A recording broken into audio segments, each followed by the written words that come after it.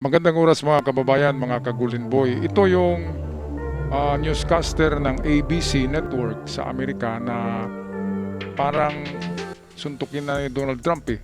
Kung hindi lang presidente si Donald Trump ay baka pinalo na ito ng baseball bat. Dahil sa grabe naman yung sinabi niya. Sabi niya sa isang party na dumalo si Melania Trump, yung asawa ni Trump, pati yung anak ni Trump na binata ay nandun katabi ng kanyang nanay, ay biglang nagsalita itong lunatic na tawag ni Trump na newscaster ng ABC. Biglang sinabi na, oy, narito ngayon si First Lady Melania Trump at siya'y ang ganda-ganda niya ngayon. Siya'y nag-glow daw, maganda, glowing beauty dahil expected widow daw. Kung sa Tagalog pa, narito ang asawa ng ating presidente na magiging byuda next week. Yun na pagkasabi. Kaya sino bang hindi magagalit niyan? Kahit si Melania Trump ay galit na galit sa newscaster na yan. Si Donald Trump sinabi na isara ko yung ABC Network kung hindi nyo tanggalin yang si Kimmel. Sino bang pangalan nito? Kimmel na newscaster na walang sabihin ba naman na maging byuda ka na. Ito'y sinabi niya bago yung insidenteng pag-assassinate kay Donald Trump doon sa dinner, doon sa yung maghapunan sana, yung palpak na assassin na si Cole si Cole Allen, 'di ba? Ang sabi ng iba, yung si Cole Allen daw ay panatiko na follower nitong si Kimmel. At dahil naniwala siya na dapat magiging byuda si Melania Trump, ay papatayin niya daw tong si President Donald Trump. Pero hindi ganun sa tingin ko. Papasukin niya yung grabe, third layer, tatlong layer ng depensa ng security ni Donald Trump. Ang dami-dami nun, di ba? Ang tingin ko diyan, merong kumontak diyan na Iranian IRGC. At inupiran niya ng malaking halaga. Katulad nung sniper, di ba? Patay yun eh. Tapos sasabihin ng mga Democrats na, oy, stage lang yan eh. Yung sniper na yun, actor lang yun. Actor ba yung pinatay na, binaril na? Actor ba yung tinamaan na si Trump sa tainga? Kung nagmintis yung sniper na tamaan si Trump sa noo, di ba? Acting ba yan? Kaya itong mga Democrat sa Amerika ay parang mga rin pala yan dito sa Pilipinas eh. Yung mga Democrats na yan. Mantakin nyo, sinabi ng isang Democrat na senador, sinabi nila na, ano bang itsura ng nanalo sa gira? Yun ang sinabi niya kay Pitigsit eh. Sabi ni Pitigsit, hindi mo ba nakita? Naubos na lahat ng kanilang military asset, talo pa rin daw ang Amerika. Yun, senador yun ng Amerika na doon kumampi sa Iran. Meron pang isa diyan na nagsabi rin na ng mga rhetoric na maka-Iran yan. Kaya lahat yun ay sinupalpal yun ni Pete Hegseth eh. Kaya itong newscaster na narito, grabe talaga ang bunganga nito na tao. Sobrang-sobra. Sabihan ba naman na byuda ka na, Mrs. Trump, byuda ka na next week. Pero gaganda ka kapag maging byuda ka. Parang ganun yung pagkasabi niya. O ito, ating pakinggan ha. Our First Lady Melania is here. Our First Lady Melania is here. Look at Melania, so beautiful. Mrs. Trump, you have a glow like an expectant widow. Ayun, yung mga tao eh. You glow daw like glow, parang glowing like unexpected widow. Kaya ito si Donald Trump, o US President Donald Trump has sent a brutal message to ABC and the Disney calling them to fire the late night host Jimmy Kimmel. Fire. Kapag hindi yan na-fire, naku, baka isasara talaga ni Trump. Kung hindi sila natakot kay Trump, matakot na sila ngayon. Kahit nga IRGC, hindi sinasanto ni Trump eh. Kaya ABC, tanggalin nyo yan. Ano dyan? Talent nyo na gago. Yan si Jimmy Kimmel pala yan eh. Late night show host. Ibig sabihin, alas 12 ng gabi yan, magsasalita. Kaya pala praning. Ayan o.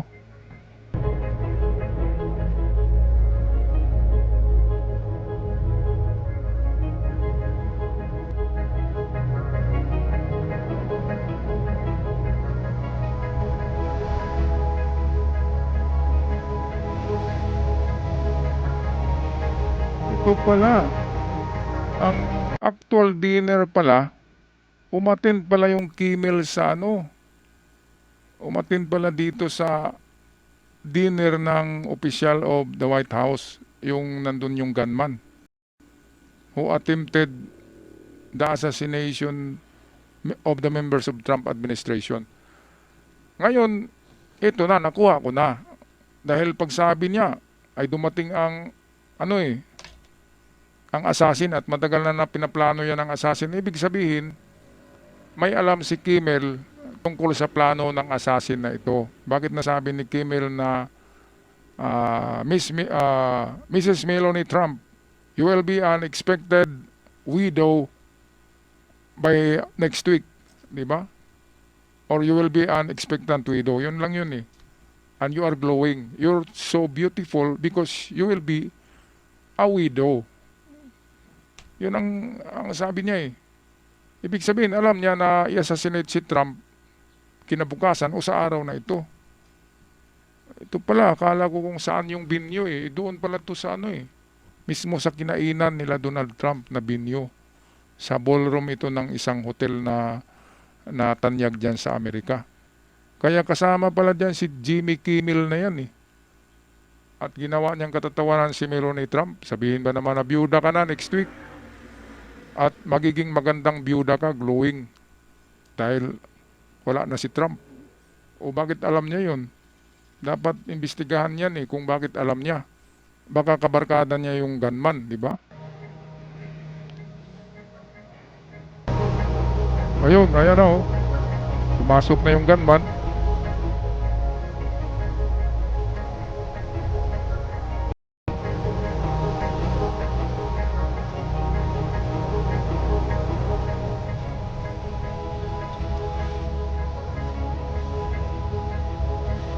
So ito, galit na si Trump sa pahayag na yun ni Kimmel. Trump took his social media, Truth Social Media, where he called on ABC to fire Kimmel, Jimmy Kimmel, yung nagsalita na yung asawa niya ay magiging byuda daw. Ibig sabihin nga, alam ni Kimmel na mayroong assassination at akala ni Kimmel na mamatay si Trump sa araw na ito. Yun yung tingin ko eh. Bakit nasabi niya yun? Doon mismo sinabi niya sa ballroom kung saan naroon lahat ng mga tao invited. Kaya natatawa yung mga tao eh. Sabi, Mrs. Trump, you will be an expectant widow but you're so gorgeous, glowing, beautiful. Sino bang hindi maano niyan? Kaya nga mayroong mga video na nagpahayag din ng galit si Mrs. Trump dyan sa newscaster na yan. Ewan ko lang kung tanggalin niya ng ABC. Kapag hindi nila ginawa yan, eh, malilintikan sila kay Trump.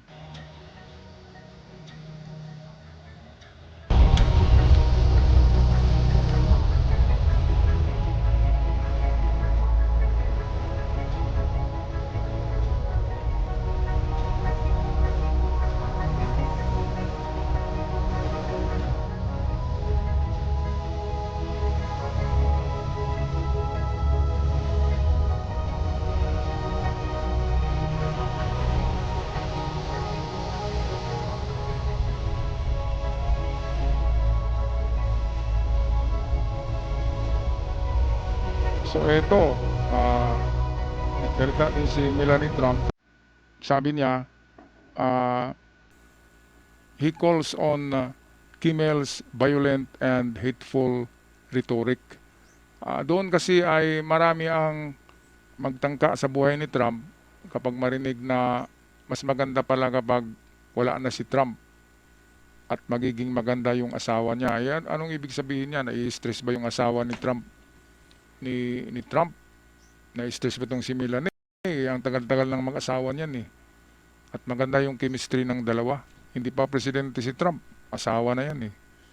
Kaya walang rights si Jimmy Kimmel na magsalita ng ganon. Ikaw ba yung sasabihin yung asawa mo na, oy, yung husband mo ay mamatay na yan at magiging biyuda ka. Magustuhan mo ba yun? Mga kababayan, presidente yung pinagsabihan yan eh. Presidente, hindi lang presidente, King of the Kings sa balat ng lupa, si Donald Trump ngayon. Yun ang tawag sa kanya ngayon. The King of the Kings. Ayan.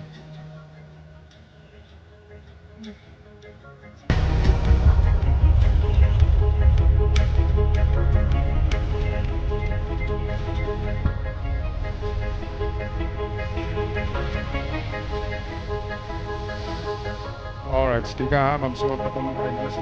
Bukasan muli. So ito, First Lady Melania Trump said sa kanyang Truth Social, "A coward Kimmel hides behind ABC because he knows the network will keep running cover to protect him. Enough is enough. It is time for ABC to take a stand. How many times will ABC's leadership enable Kimmel's atrocious behavior at the expense of our community?" Ayan. Yan nga. Pati ang ABC binanata na ng First Lady, mga kababayan. O, basahin pa natin ang susunod ha. So ito yung si Kimmel has also received significant backlash from the Trump administration and viewers. O pati mga viewers ha, at supporters ni Trump. Galit dito eh, kahit nga ako eh. O bakit sabihan mo na, oy, magiging biyuda ka na dahil wala na yung asawa mo? Bakit gusto niyang mamatay si Trump? Ibig sabihin, hateful comment yun. Nakatago lang sa joke. Tinago lang sa joke, mga kababayan. So yan, no? Jimmy Kimmel ay may itsura naman, kaya marami ring fans. Kaya nga lang lunatic. Lunatic ang taong to.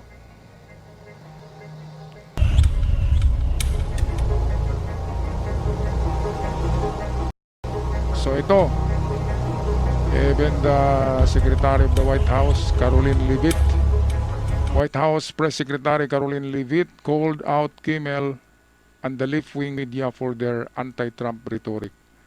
Left-wing media, binabayaran niya ng Iran sa Amerika, malaki ang bayad niyan. Kung alam niyo mga kababayan, kayang magbayad ng Iran ng malaki.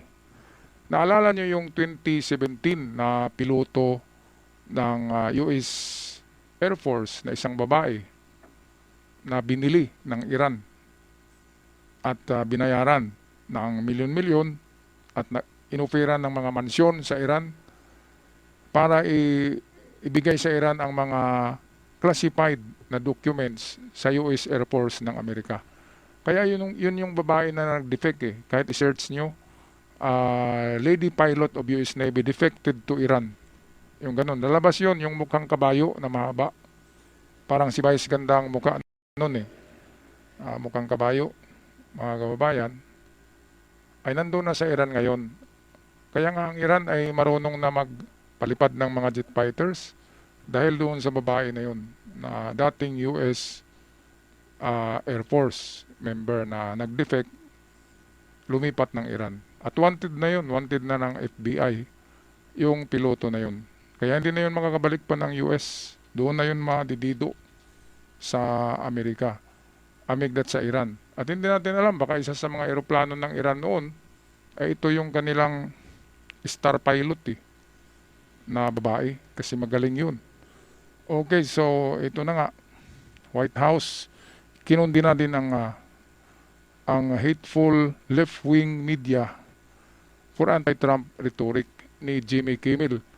Kaya ang Iran ay pwedeng bumili yan ng mga network, mga newscasting agency, mga newscaster, broadcasters, pwedeng bayaran yan ng Iran para sirain si Donald Trump. Kagaya nitong Jimmy Kimmel, mga kababayan. Patuloy tayo.